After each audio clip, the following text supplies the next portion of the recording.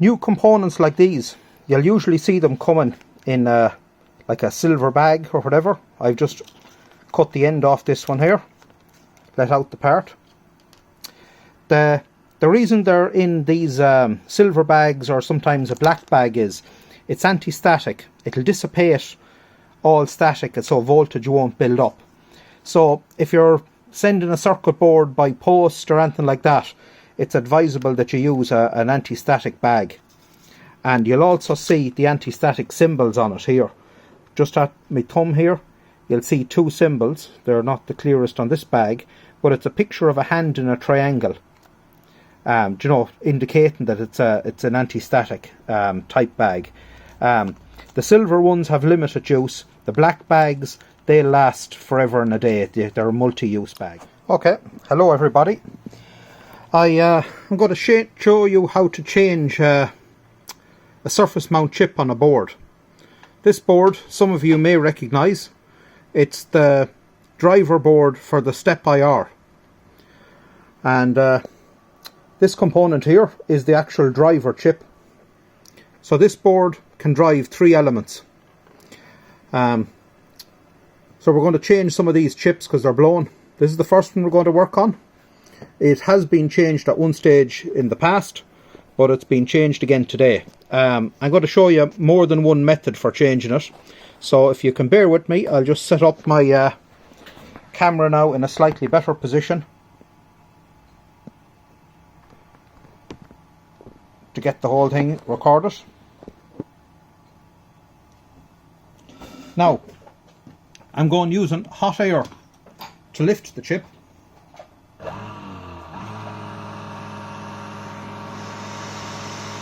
So what I'm doing is applying hot air here. It's at around about 350 degrees centigrade, the air is. This will melt the solder on the pins, and I should be able to lift the chip off comfortably then.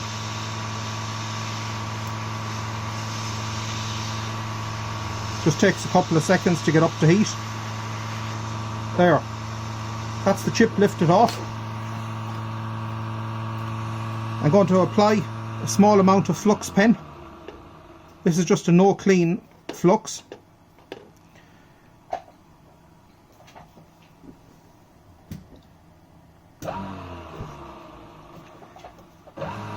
I'll just reheat the pins or the pads, and it'll form a nice little solder ball on each pad. So you can now see that the pads are actually nice and smooth again. Another small bit of flux.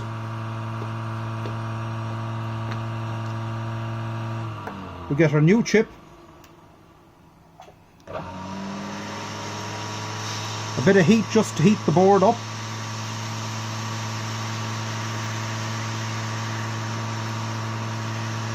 Drop our new chip just into place.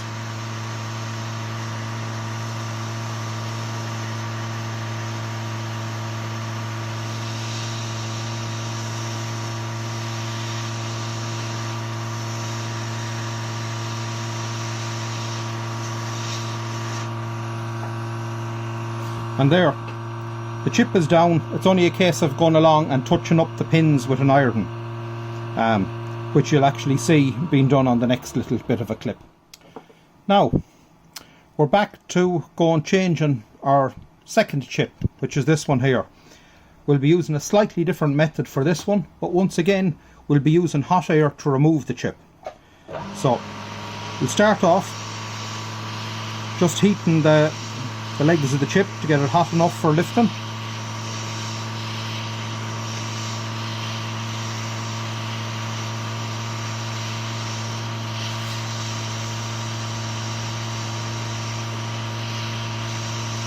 Takes very little force to lift the chip off the board once they're up to heat. Very little force.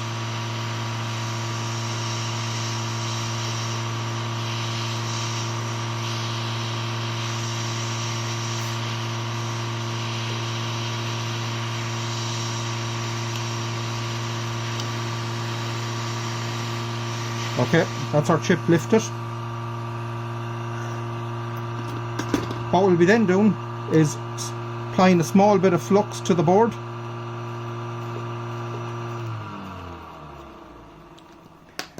And we'll be using a solder wick and an iron to remove any remaining solder from the pads. So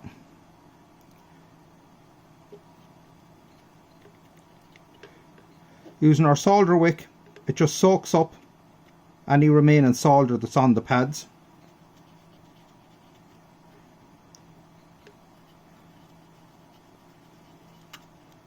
So now, as you can see on our circuit board, there's no solder at all on those pads now. So we'll once again flux them. So a small amount of flux on the board. Our chip, just drop it in there, line it up. The finer the pitch, usually the little bit trickier it is to line up, but these type ones aren't too bad, of course, unless you have a shakes like I do, because there's someone watching me. So after that, come along and a small bit of solder to one leg, and if you do a second leg with a small little bit on it also. That's it. Our chip is now held in place. After that, it's a case of just go along and solder each leg. Not rocket science, a little bit of practice, but you can pull something like an old satellite receiver apart or something like that, and do your practice on something that doesn't matter too much at the start.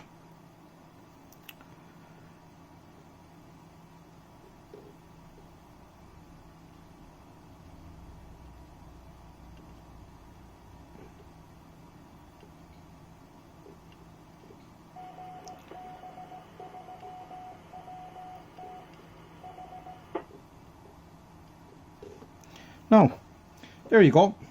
You're just after seeing another chip changed with a slightly different method. And there we are, 3 minutes 40 seconds. Now, here we are. We have the 3 chips replaced on the board. And if I may say so myself, they're the not far off factory finish, or 3 faulty chips.